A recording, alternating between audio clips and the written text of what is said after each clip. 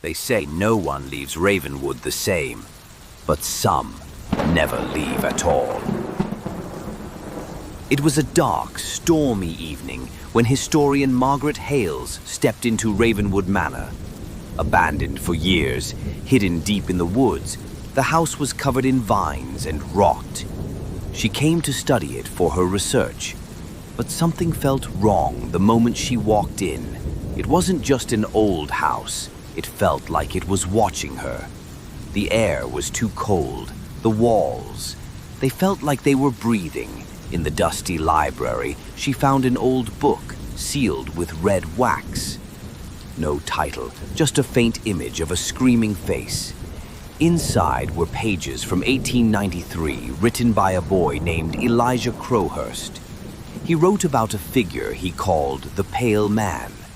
For 13 nights it stood by his bed, staring, unmoving.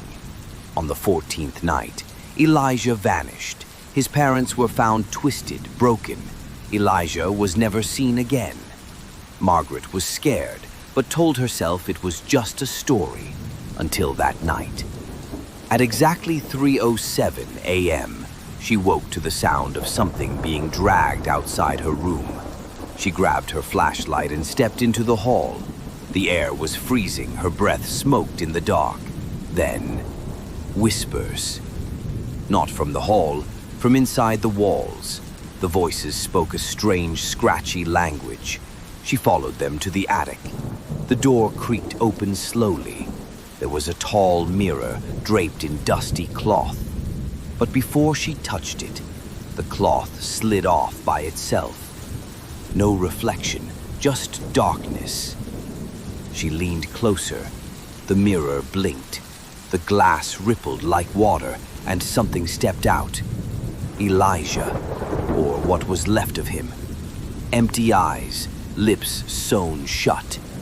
But somehow he spoke. He never left. And now, neither will you. The mirror pulled her in. Gone. That's where the recording ends. I know, because I found it, 4 years later. I was her assistant. I went to Ravenwood to find her. The house was still there, still waiting. I found her flashlight, still glowing, her notebook, still open, and the mirror, covered again. I pulled off the cloth.